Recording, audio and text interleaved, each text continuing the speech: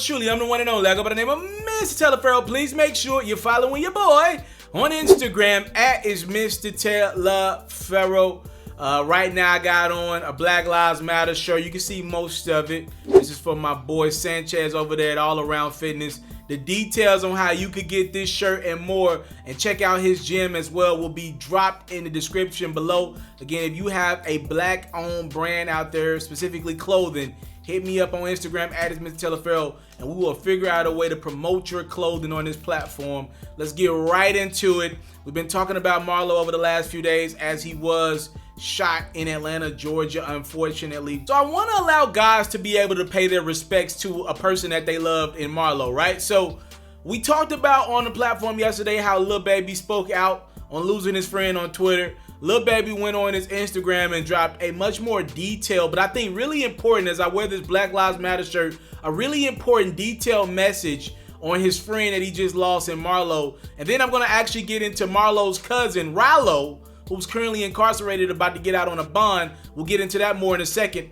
I want to read to you some of the words that he dropped for his cousin Marlo, again, as Marlo's life was taken away from us at the age of 30.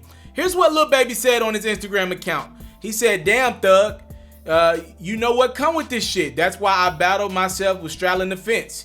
It's like, don't too much good come out of this street shit. Few niggas get away, but you don't hear about them that often. Streets a stepping stool to the next level. I say that to say I'm fucked up about Young Rue, but at the same time, I'm so familiar with this shit I find myself numb. Ain't cried in like 8 years, I thought I could no more. This one hit me hard though. Marlo was a gangster and sometimes death comes with that. I want all the people who look up to me or even admire what I'm doing to understand and know what come with this gangster shit. If that's how you living, this shit hurts really bad. I just talked to you right before this shit happened. I can't never forget the times we had and I just hate this shit went all bad. I love you forever, thug. Hashtag stay dangerous." Now I want to swing right into Ralo. As Ralo, look, I reported last week that Ralo was nearing on getting out of prison for a bond. It was supposed to happen last Friday. Looks like the paperwork kind of got flooded. It looks like it's going to happen this week. Ralo went on his Instagram account to talk about his cousin Marlo being killed in Atlanta. And y'all give me a moment because Ralo said a lot about Marlo. And I want y'all to take this in. These are not rappers promoting the lives that they have lived. Alright, this is some real shit being said in this. Ralo said, "I wasn't going to post any more pictures until I submitted the rest of my documents for my bond this week. But I just couldn't go without showing love for my big cuz. I remember our entire life together. But the highlight moment to me was sitting in on Etheridge on Missy's sofa, planning on how one day you and I would take over the streets, even though it ain't go as planned. We became big, bro.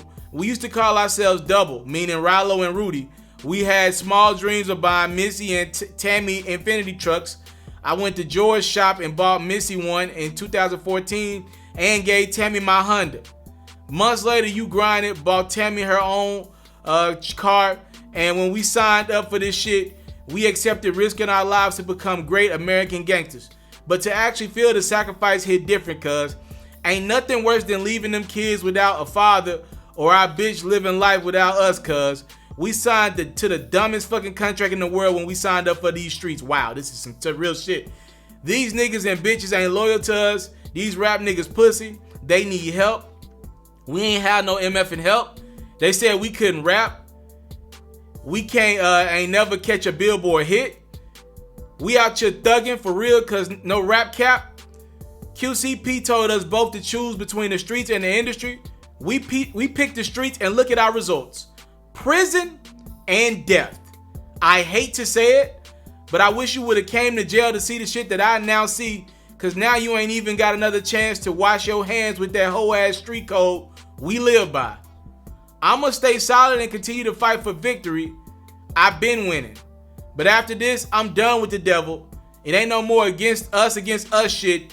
It's mankind versus the devil, and it's gonna forever be up." He went on to say, "Marlo, we cried tears of pain together, putting your daughter in the ground. I still ain't never recovered from that, and now we gotta put you in the ground, cuz.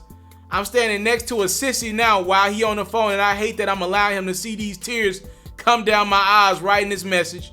I hate that we took this path in life, cuz, I wish we would have just got us a job at a warehouse or some shit and struggled. Fuck these cars. Fuck these clothes. Fuck these hoes. We ain't even got each other no more. No disrespect to the Nine, the mob, or anybody else under the movement. But Rudy, we ain't need none of that shit cause we came together. We supposed to lead it together cause I love you. That was not two people coming on social media to say, bruh, the streets is the streets. That was two people coming on social media saying, the streets got my cousin killed.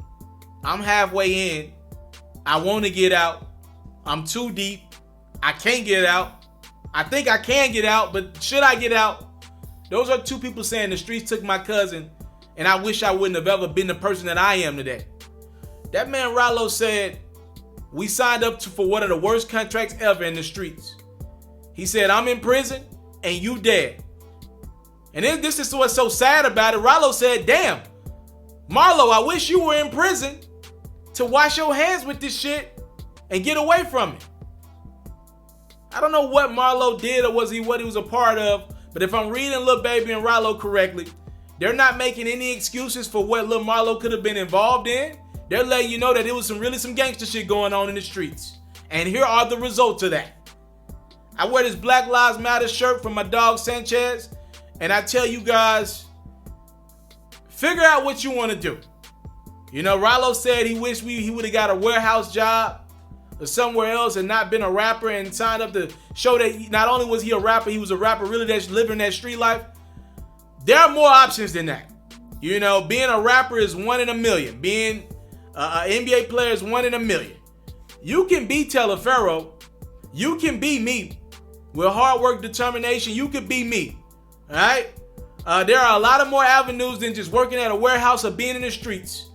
And we need America to wake up and realize that black people need more opportunities. And we need black people to wake up and realize we can get some of these opportunities. Some of this stuff ain't that far-fetched. It's obtainable. Rest in peace to Lil Marlo. And Ralo is coming home this week. All right? He let it be known straight up and down.